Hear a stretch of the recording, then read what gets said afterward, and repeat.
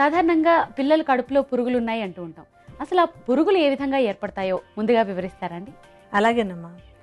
పిల్లలు సామాన్యంగా అంటే కొంచెం వస్తువులు వాళ్ళ చేత్తో ముట్టుకుని నోట్లో పెట్టుకోవడం మొదలైన దగ్గర నుంచి పురుగులు మొదలవుతాయి. అంతకుముందు వాళ్ళ కడుపులో పురుగులేం రావు. అంటే సుమారుగా ఒక 7, 8 నెలలు వచ్చిన దగ్గర నుంచి పిల్లలు కాస్త పాకి కింద ఏదైనా దొరికితే ఒకటి నోట్లో పెడుతుంటారు కదా, వాళ్ళకి అదొక అలవాటు ఉంటుంది. అంటే ఏదైనా సరే అది తినేదా టెస్ట్ చేసుకుంటూ ఉంటారు. ఆ టైంలో మొదలైన దగ్గర నుంచి కొంచెం బాగా పెరిగే వరకు కూడా ఈ పిల్లలకి కడుపులో పురుగులు వచ్చే అవకాశాలు బాగా ఎక్కువగా ఉంటాయి. ఎలా వస్తాయంటే అంతకుముందే ఉండవు కదా, మరి మధ్యలో వస్తాయి. ఎలా వస్తాయంటే తీసుకునే ఆహారంలో కొంచెం కలుషితమైనటువంటి ఆహారం ఉన్నా సరే, లేకపోతే తీసుకునేటువంటి మంచినీళ్ళ ద్వారా కానీ, కొన్ని అలవాట్లు ఏంటంటే కొంచెం గోళ్ళు కొరకటాలు అవి అలవాటు ఉంటూ ఉంటాయి. అటువంటి అలవాట్ల వల్ల కానీ ఈ పురుగులు శరీరంలోకి ప్రవేశిస్తాయి అన్నమాట. అంటే ఎలాగంటే ఈ పురుగులకి వాటి జీవితానికి కొన్ని స్టేజెస్ ఉంటుంటాయి. కొన్ని మన శరీరంలో ఒక స్టేజ్ ఉంటుంది, శరీరానికి బయట ఒక స్టేజ్ ఆ పురుగులకి. అంటే మన శరీరం లోపల పురుగు రూపంలో ఉంటే బయట అవి గుడ్ల రూపంలో ఉంటూ ఉంటాయి అన్నమాట. బయట గుడ్లుగా ఉన్నవి పురుగుగా బయట బతకలేవు, మన కడుపులోకి వస్తేనే పురుగయ్యి అవి పురుగులా బతకగలుగుతాయి అన్నమాట. అంటే ఈ బయట ఒక కొంచెం కలుషితమైన ఆహారం అన్నాం అనుకోండి, ఏంటంటే ఇప్పుడు మనకి భూమిలో పెరిగేటువంటి దుంపకూరలు ఉంటాయి. ఆ దుంపకూరల దగ్గర చుట్టూ ఉన్నటువంటి కొంత మట్టి, ఆ మట్టిలో కొన్ని కాలుష్యం ఉంటుంది కదా, మనకు తెలుసు కదా, రకరకాల మలమూత్ర విసర్జనాల వల్ల వచ్చినటువంటి కాలుష్యంలోంచి ఈ గుడ్లు వాటిల్లో ఉంటాయి. ఆ గుడ్లన్నీ కూడా మనం తీసుకోవాల్సినటువంటి ఆహారంలో దుంపకూరల్లో వాటిల్లో ఆనుకొని ఉంటాయి. లేదంటే కొన్ని ఆకుకూరలు ఉంటాయి. ఆకుకూరలు సామాన్యంగా ఏంటంటే కొంచెం బురదగా ఉన్నటువంటి ఏరియాల్లో పెంచుతూ ఉంటారు.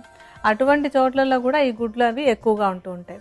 అంటే మనం తీసుకునేటప్పుడు వాటిని శుభ్రంగా కడగలేదో, బాగా చక్కగా తొక్కలు తీయాల్సి ఉందంటే కొంచెం తోలు తీయలేదనుకోండి, అప్పుడు ఆహారం ద్వారా మన శరీరంలో ప్రవేశించి ఆ గుడ్లు పురుగులుగా మారుతూ ఉంటాయి. నులి పురుగులు అని చిన్న పిన్ వామ్స్ అని ఉంటాయి. ఇవి చాలా చిన్నవి, మన గోరంత సన్నగా చిన్నగా ఉంటాయి అన్నమాట.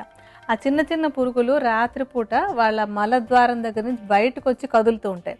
ఈ కదులుతూ ఉండడం వల్ల అక్కడ బాగా మలద్వారం దగ్గర దురద పెట్టి, అంటే చిన్నపిల్లలకి గోకాలు అవన్నీ కూడా సమంగా తెలియకపోవటం వల్ల బాగా కదిలిపోతూ ఉంటారు.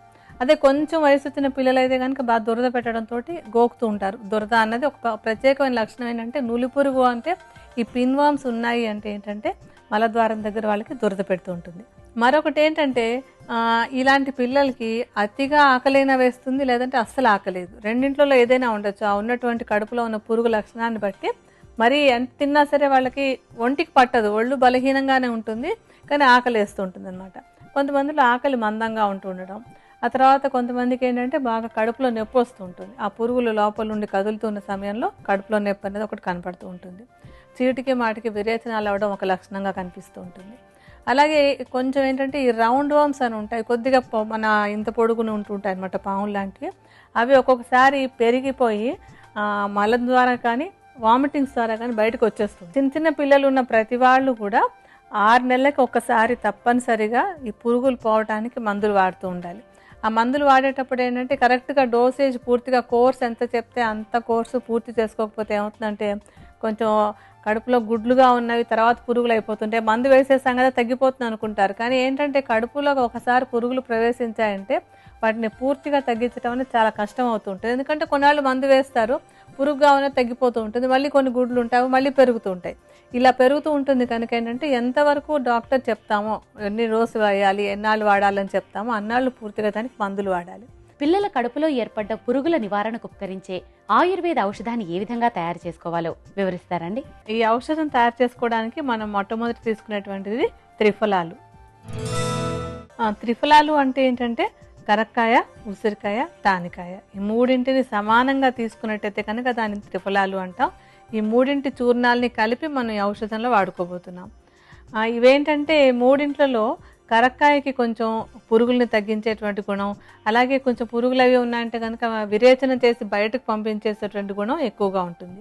అలాగే ఉసిరికాయ తర్వాత తానికాయ, ఈ రెండు కూడా ఏంటంటే శరీరానికి టానిక్ లాగా పనిచేసి ఈ పురుగులు ఉన్నప్పుడు శరీరం బలహీనం అయిపోకుండా ఉండడానికి బాగా సహాయపడతాయి. మనం ఔషధం తయారు చేసుకునేటప్పుడు అంటే కొద్దిగా ఔషధం తయారు చేసుకోవడానికి ఎంత చూర్ణం కావాలో అంత చూర్ణాన్ని తీసుకుని విడిగా ఉంచుతాను. తర్వాత ఈ ఔషధానికి మనం తీసుకోబోయేది ఏంటంటే విడంగాలు. ఈ విడంగాల చూర్ణాన్ని కూడా సుమారుగా ఒక 50 గ్రాముల పరిమాణంలో తీసుకోవాలంటే, ఇందాక త్రిఫలాలు మూడింటిని కలిపి 150 గ్రాములు అంటే ఏంటంటే ఒక్కొక్కటి 50 గ్రాముల పరిమాణంలో తీసుకున్నాం అనమాట. అలాగే ఇప్పుడు ఈ విడంగాల్ని ఒకే మూలిక కదా, ఈ మూలికను కూడా 50 గ్రాముల పరిమాణంలో తీసుకోవాలి. తర్వాత తీసుకోవాల్సినటువంటిది పిప్పళ్ళు. పిప్పళ్ళు కూడా కడుపులో ఉన్న పురుగులను తగ్గించడానికి చాలా బాగా ఉపయోగపడతాయి. అలాగే ఈ పురుగుల వల్ల పిల్లలకి ఆకలి మందగించిపోకుండా ఉండడానికి కూడా ఈ పిప్పళ్ళు అనేది చాలా బాగా ఉపయోగపడుతుంది. పిప్పళ్ళని చక్కగా వేయించి దాన్ని చూర్ణలాగా చేసుకోవాలి. ఈ చూర్ణాన్ని కూడా 50 గ్రాముల పరిమాణంలోనే తీసుకోవాలి. ఇప్పుడు కొంచెం ఔషధానికి కాస్తంత చూర్ణాన్ని తీసి ఇందాక చూర్ణాలతో కలుపుకుందాం. ఇప్పుడు మనకి ఈ ఔషధానికి కావాల్సినటువంటి చూర్ణాలన్నీ రెడీ అయ్యాయి. వీటిని బాగా కలుపుకుందాం. ఈ చూర్ణాల మిశ్రమాన్ని చక్కగా ఒక గాజు సీసాలో భద్రపరచుకోవాలి. దీన్ని వాడేటప్పుడు ఏంటంటే ఒక అర చెంచాడు చూర్ణాన్ని తీసుకుని దానికి కొంచెం తేనె కలపాలి.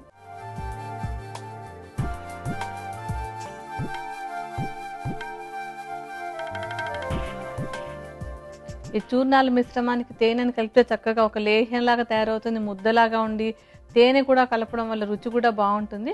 దీన్ని కొంచెం కొంచెంగా పిల్లలకి నాకించాలన్నమాట.